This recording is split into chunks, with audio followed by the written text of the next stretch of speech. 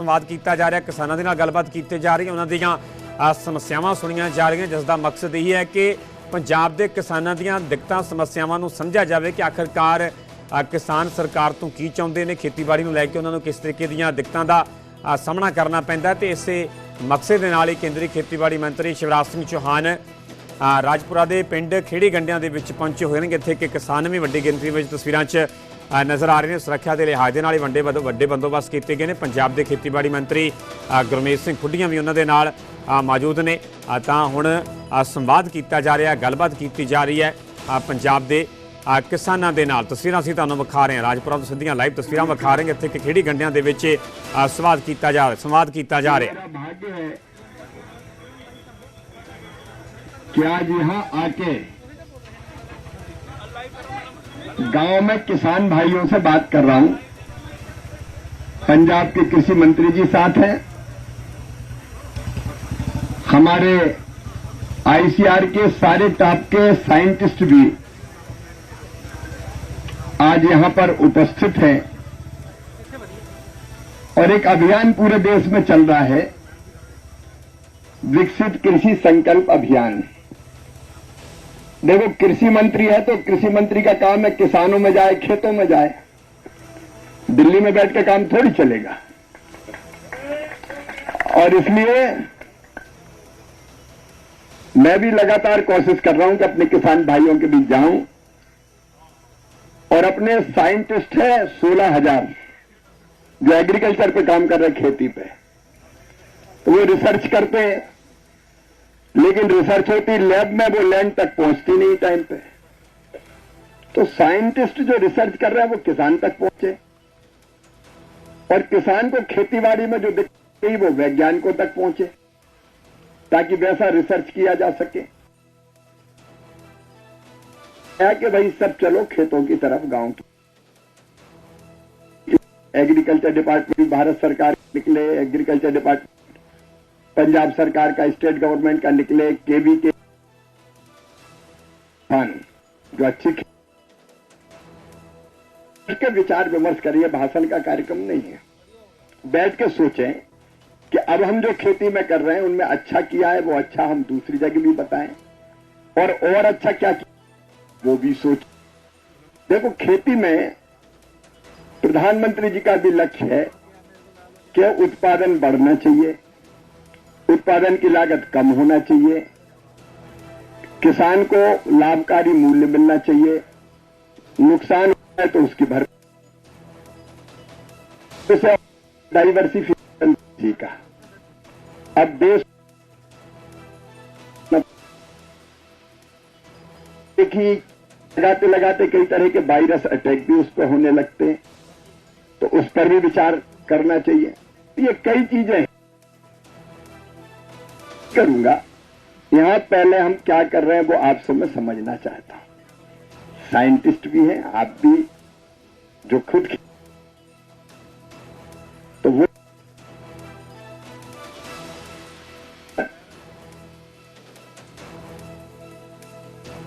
ये कोई ना तो रैली का कार्यक्रम है, ना कोई सभाओं का कार्यक्रम है, ये समझने का कार्यक्रम है कि हम चीजें समझें, और समझ के फिर हम कोशिश करेंगे कि और ऐसी नीति बनाएं जो खेती के लिए और किसान के लिए फायदेमंद हो। देखो, 145 करोड़ अपनी पॉपुलेशन है, उसका पेट भरना है। पहले तो पीएल 480 अमेरिका का सड़ा गेहूं खाते थे, लेकिन पंजाब की इस पवित्र धरती को और यहाँ के किसानों को मैं प्रणाम करता हूं, नमन करता हूं। इनने अन्न के भंडार भर दिए देश। आज हम सरप्लस है, व्हीट में, गेहूं में। आज हम चावल में भी सरप्लस है, और इस साल तो रिकॉर्ड उत्पादन हुआ है, ऑल टाइम हाई उत्पादन गेहूं का, चावल का, मक्का का, सोयाबीन का, और इसमें पंजाब का सबसे बड़ा रोल है। इसलिए पंजाब की पवित्र धरती के और किसानों को बारंबार मैं प्रणाम करता हूं। आपने देश का मान रखा, सम्मान रखा। अब लेकिन आगे और कैसे ठीक करना चाहिए उसके बारे में हम लोग विचार करें, तो मैं समझता हूं कि यहाँ के अनुभव को कोई किसान भाई बताए। अगर बताएंगे तो ठीक रहेगा, फिर उस पर से बात आगे बढ़ाएं हम, ताकि काम की बात हो। कुछ ये जो बता रहे हैं, कुछ सुझाव आए वो नोट होते रहे। हाँ जी, मैं गुरप्रीत सिंह। मैं सर 10 साल तो झोने की सीधी बिजाई करवा रहा। ਹਾਂਜੀ ਸਰ, ਤੇ ਉਹਦੇ ਵਿੱਚ ਸਾਨੂੰ ਦੇਖੋ ਪਹਿਲਾਂ ਡਾਇਰੈਕਟ ਸੀਟਿੰਗ ਸਰ, ਪਹਿਲਾਂ ਉਹਦੇ ਦੀ ਪਾਣੀ ਦੀ ਬਚਤ ਹੈ ਜੀ, ਸਮੇਂ ਦੀ ਬਚਤ ਹੈ ਜੀ, ਲੇਬਰ ਦੀ ਬਚਤ ਹੈ ਜੀ, ਤੇ ਜੋ ਮਤਲਬ ਆਪਾਂ ਕਰਦੇ ਆ ਲੇਬਰ ਨਾਲ ਉਹਦੇ ਬਰਾਬਰ ਹੈ ਜੀ। ਹਾਂਜੀ ਸਰ, ਤੇ ਸਰ 10 ਸਾਲ ਤੋਂ ਹਾਂਜੀ ਸਰ ਪੀਏਯੂ ਨਾਲ, ਤੇ ਪੀਏਯੂ ਦੇ ਮਾਹਰ ਡਾਕਟਰ ਸੁਰਿੰਦਰ ਸਿੰਘ ਸਾਨੂੰ ਪਹਿਲਾਂ ਕਰਾ ਗਏ ਸੀਗੇ, 10 ਸਾਲ ਪਹਿਲਾਂ ਸ਼ੁਰੂ ਕਰੇ ਸੀਗੇ, ਉਦੋਂ ਤੋਂ ਹੀ ਅਸੀਂ ਇਸ ਲਾਈਨ 'ਚ। ਨਹੀਂ ਸਰ, ਪ੍ਰੋਡਕਸ਼ਨ ਪੂਰਾ ਸਰ 1 ਏਕੜ 'ਚ ਸਾਡਾ ਮਤਲਬ 7 ਕੁਇੰਟਲ 6.5 ਕੁਇੰਟਲ ਵੀਘੇ ਦਾ ਝਾੜ ਨਿਕਲ ਜਾਂਦਾ ਹੈ। ਉਸ ਤੋਂ मतलब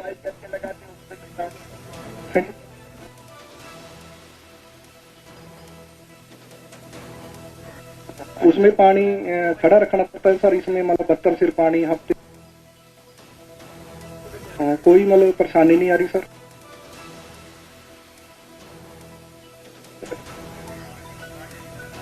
साढ़ा 4 का सर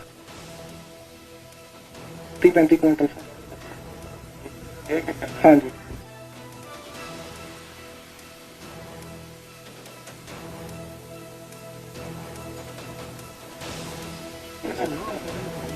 लेबर सर 5-5 हज़ार किले का ले रहे हैं जी सर, वो भी बच जाता जी।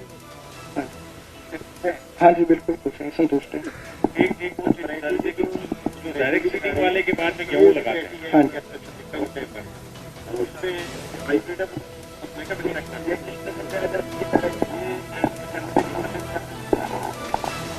वो ध्यान रखती वो जो रुपाई वाली है उससे ये हफ्ता पहले आ जाती है जी। और दूसरा सबसे बड़ी बात ये है, जो लुधियाना यूनिवर्सिटी की विकसित वैरायटी है जैसे PR 126, PR 121, ये हम सोइंग करते हैं। इनका रेट, इनका जो सीड है हमारे को मिलता है 40-50 रुपये किलो। और जो हाईब्रिड सीड, ये सीड जो है सीड टू सीड हर साल हम अपना रख सकते हैं। ये किसान मजदूर यूनिवर्सिटी से ही कर ले, इसी सीट को आप अगले साल फिर सोइंग कर सकते हैं। और हाइब्रिड को बदलना पड़ता है। हाँ जी हाँ जी।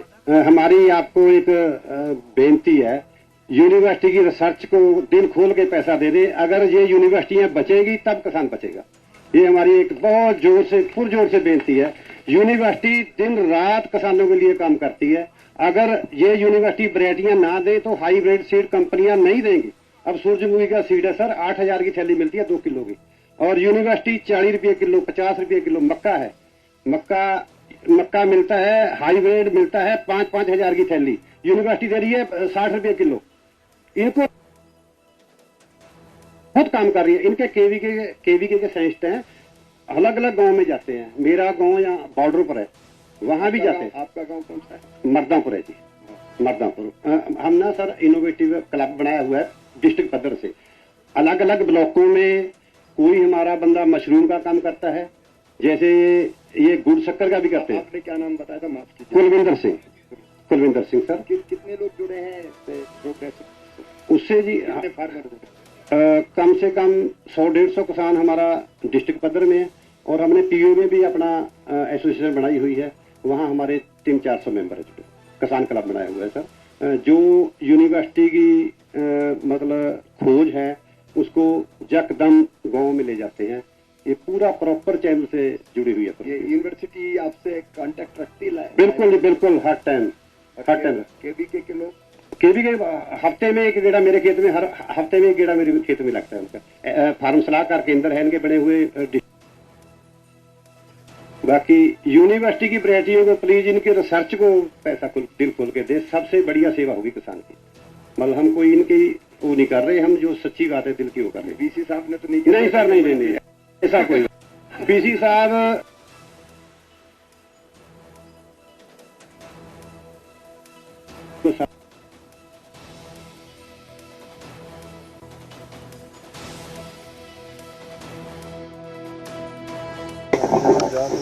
एक तो मुझे ये बहुत खुशी हुई कि डायरेक्ट सीडिंग,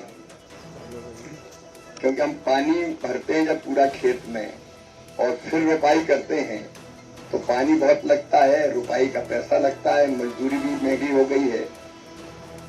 और इसमें पैसा बचता है, पानी बचता है। पानी भी बहुत बड़ी चीज है। रहीमन पानी राखी है, बिन पानी सब सूख। और धीरे धीरे पानी का महत्व अब समझ में आ रहा है कि पानी कितना इम्पोर्टेंट है। एक बहुत अभिनव प्रयोग आपने किया है, मैं आपका अभिनंदन करता हूं। इसलिए मैंने कहा कि मैं देखूंगा अभी आपकी सीडिंग हो गई कि नहीं। अच्छा, 2 एकड़ और करनी, 5 एकड़। खेत किधर है आपके सामने? अभी जमीन ही है 4-5, तो अभी निकलने में समय लगेगा आपको। ये बहुत अच्छा प्रयोग है। मैं पत्रकार मित्रों से भी कहना चाहता हूं कि जो अच्छे प्रयोग हैं वो आपको भी देश के सामने लाना चाहिए। यहाँ डायरेक्ट सीडिंग से धान की खेती हो रही है और उत्पादन कम नहीं है, खर्चा कम है, इसलिए ओवरऑल प्रॉफिट ज्यादा। ये बात सही है ना? ओवरऑल प्रॉफिट ही बढ़ता है। आपने किसानों को दिशा दिखाई है, इसलिए मैं आपका स्वागत करता हूँ। ताली बजा के ऐसे प्रोग्रेसिव फार्मर्स का स्वागत किया जाना चाहिए। आप कुछ करें?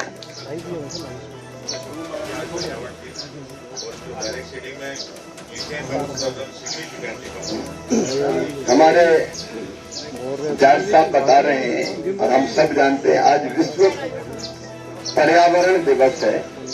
तो पानी कम लगता है तो मीथेन गैस का उत्सर्जन भी कम होता है, तो पर्यावरण भी उससे सुधरता है।